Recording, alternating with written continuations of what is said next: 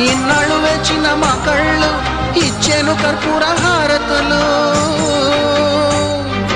ఇన్నాళ్ళు వేచిన మా కళ్ళు ఇచ్చేను కర్పూర హారతులు.